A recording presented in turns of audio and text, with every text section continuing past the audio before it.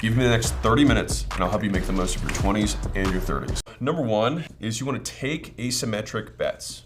If you're under 30, you have no reason not to go 100% all in on your goals. The downside is nothing and the upside is everything. If you think about life as giving you kind of lottery tickets, right? You can scratch off a ticket, and if you don't win, then what did you lose? The scratch off ticket. But the thing is that when you have nothing to lose, you have nothing to lose and you only have things to gain.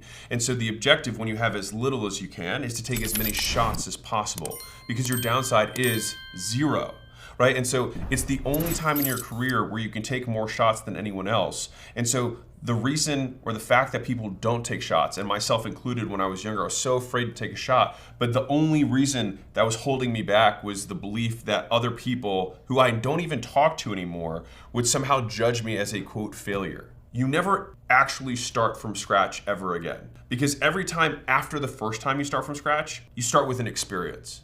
So you still always net a positive. And so that's the beautiful thing about taking shots, is that you either get the big win, or more likely, you learn something. And then that learning compounds. And so the thing is that I had a misunderstanding of how success worked, which is that it's far more stacking many things on top of each other than it is nothing, nothing, nothing, and then something works, right? And so if you imagine success like a bridge, right? So you're over here and you've got this chasm that you have to get across, right? This is, let's say there's alligators here and lava and all sorts of stuff, right? And then there's you over here who's got, your big smiley face and you're happy and you're doing all the stuff you want.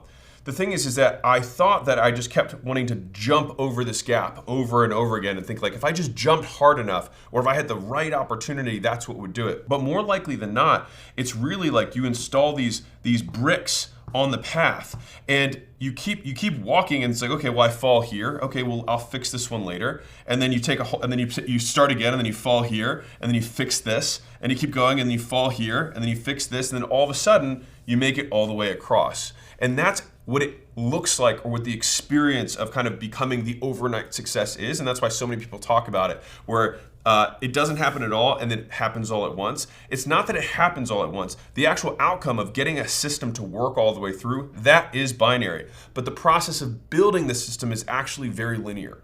I'm also not saying this from a position of even though I saw some success early in my career, I also started pretty early.